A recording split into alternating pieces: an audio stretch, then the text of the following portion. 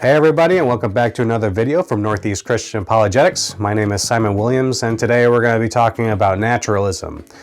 It's come to my attention that some people have come to believe that I reject naturalism just because I'm a Christian, and that's definitely not the case. I reject naturalism for a lot of reasons, and today I'm going to provide a few more reasons why I reject naturalism and why I think everyone should just reject naturalism. So in my last video, I explained why naturalism fails to explain why the universe is the way that it is, and it doesn't even really endeavor to. It just is the way that it is. But that's not my primary reason for rejecting naturalism, even though I think it's a very good reason for rejecting it.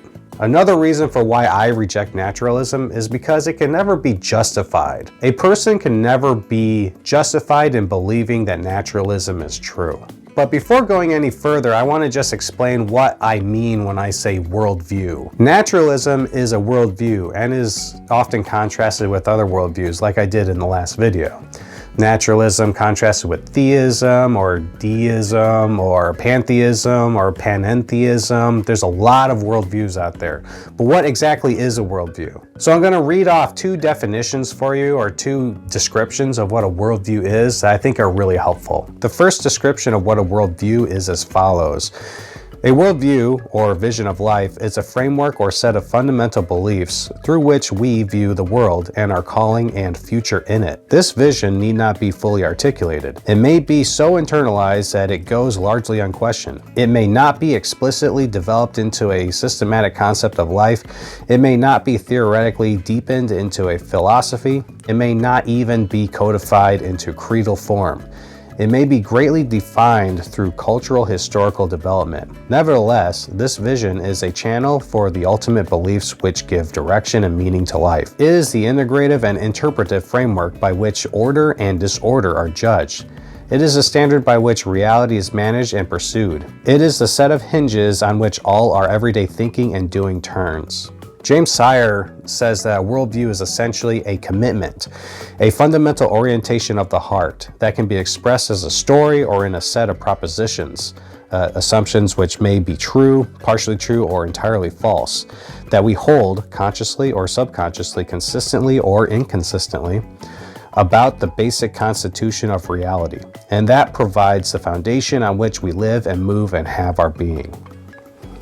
Armed with these descriptions, we can have an understanding that a worldview is kind of like a house, and that these basic worldviews like naturalism, theism, deism, these basic worldviews provide a foundation and or the framework for the house, and other explanations or other true propositions as we believe them to be true provides the details of the house. And this analogy is going to become more useful later on as we continue this conversation. But right now I want to go into one of my reasons for why I personally reject naturalism. And one of my reasons for rejecting naturalism is that we are not now justified in believing that naturalism is true.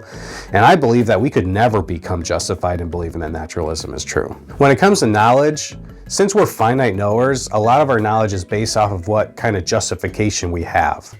And when we're talking about worldviews, we're talking about complete descriptions of reality. And when we talk about naturalism in particular, we're saying that all of reality, all the descriptions of reality are completely exhausted by naturalistic descriptions. But what is this belief based on? This belief is based on our personal experience as humans. But how much knowledge do we have in relationship to all the knowledge that there is? We have almost no knowledge in comparison to what knowledge there is for us to know. And that is collectively as humans. When you consider a single human, they have much, much, much less knowledge than humans collectively.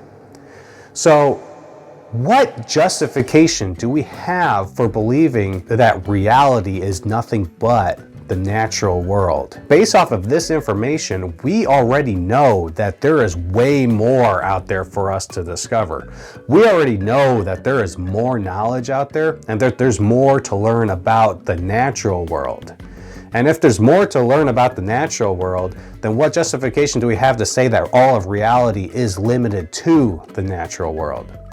It seems a lot more plausible to believe, just believe that there is more to the world than what is described by nature. Another reason why I think that we can't be justified in believing that naturalism is true is because we don't have the tools necessary to prove that naturalism is actually true. Naturalism is unfalsifiable. The reason for that is because our methods for falsifying propositions or hypotheses is through science, especially the modern scientific method. It doesn't have the tools to detect or analyze anything outside of naturalism, if there is an outside of naturalism. There is no way to falsify anything outside of naturalism because it can't. So it's ironic that if naturalism is true, it's unfalsifiable. But if naturalism is false, then it is falsifiable. Because if something outside of the physical world is able to interact inside the physical world, then it can prove that the physical world isn't all there is, such as God. So there's a lot of people out there that think that you can only believe things for which you have adequate justification for believing. And so if that is the case, if you can only believe something in which you have sufficient justification for believing, then naturalism is something that you shouldn't believe. Because even though all of your experiences might be naturalistic experiences, we already know that there is way more out there to experience than what we have. So it is more plausible, it's more reasonable to believe that nature isn't all there is. So since we're so limited in this way, you can never know that naturalism is true. And if it is true, then whoever believes in naturalism just happens to have a true belief. They could never actually say that they know that naturalism is true, just that they believe it. Another reason for rejecting naturalism is similar to the reason why I provided in the last video. In the last video, I said that naturalism doesn't provide an explanation for why the world is the way that it is. But the other problem with naturalism is that it provides a structure for reality that is completely unreliable. Sure, so far it seems to be the case that the universe or reality is constituted in such a way that it has coherence and consistency and reliability. But on naturalism, that's just a fluke. That's just blind, dumb luck. And there's no telling when our luck is going to run out. From our perspective, we don't know what the future is like. So on this side of the temporal coordinates, from the present to the past as far as we can tell, the structure of the house seems to be rigid and coherent. But you never know when it's going to devolve into random confusion.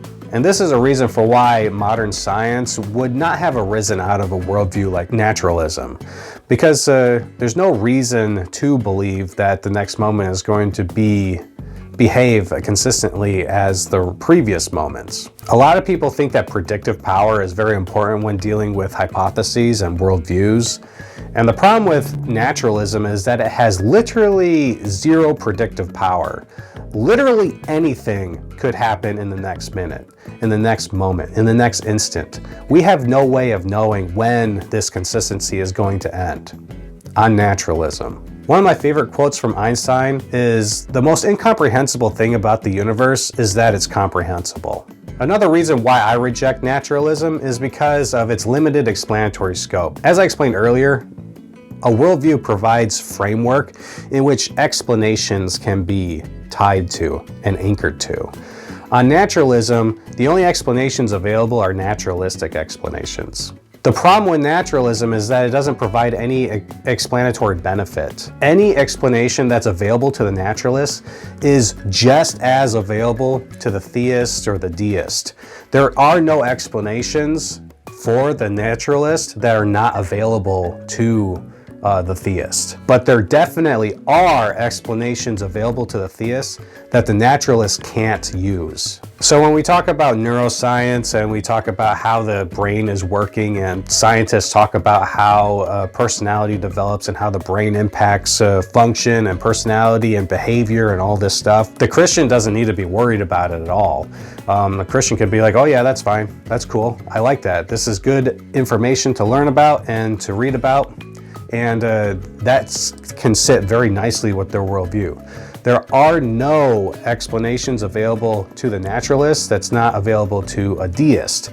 But I will say that there are explanations that are available to naturalists that aren't available to Christians. For example, the explanation of Jesus didn't actually rise from the dead. There was a non-supernatural event explaining the rise of Christianity. Those kinds of explanations are not available to the Christian, but it could be available to a deist. A person who believes that a God exists, but he doesn't interact with the natural world in any way. Those kind of explanations are definitely available to them. So there's no reason to be a naturalist. You might as well just be a deist, because it's more plausible, given our lack of knowledge, that something exists beyond nature, some sort of divinity or spiritual world of some sort, non-physical. So it's much more reasonable to believe that something exists than not. And my final reason that I'm going to present in this video is that even if naturalism is true, it doesn't matter that it's true. Now, what do I mean by that? Most versions of naturalism that I've encountered believe that there is no such thing as an afterlife. So once you die, there is no eternal bliss, there's no eternal conscious suffering, there is just annihilation. And that means that, and this is a very common understanding, is that your actions and nothing you do ultimately matters. You can only have finite meanings and purposes and things like that. And you can make that whatever you want, and ultimately it doesn't matter. Like, you can cause as much suffering and pain and anguish as you want, and ultimately there is no difference.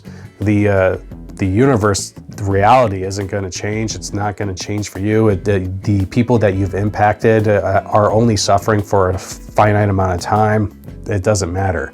And that does make those people who do pursue that, I would consider them morally evil. But on naturalism, it doesn't matter. And that's the point. Like, we can have moral anguish and rejection of those kind of things. But given that framework, there is no justification for that moral anguish. It's just a personal preference. And that to me seems ridiculous, to be honest. Like, I don't know why you would do that. And I don't understand why you would believe that there is no afterlife, especially, and a lot of people like to use like suffering children as an example of why they reject God and why they reject Christianity. But why? Why? It makes literally no sense to me. Why would you prefer to believe in a worldview in which these children, all they know is suffering, when you have no justification for believing that? Why would you tell other people that, oh, these children are just suffering and there's no greater purpose for it, they're not going to be resurrected in some better form, there is no afterlife? Why? No reason whatsoever. It's just ridiculous to me to even, it's so counterintuitive. There needs to be a lot better reasons for believing that. And it just seems ridiculous to me. I don't know why people do that. But yeah, like on every single facet of naturalism, there doesn't seem to be any justification for believing it. So I just reject it. Even if I wasn't a Christian, I would definitely be a deist before a naturalist. I don't see any reason why you wouldn't be. Yeah, there's just a lack of justification for naturalism as a whole. It fails on every front.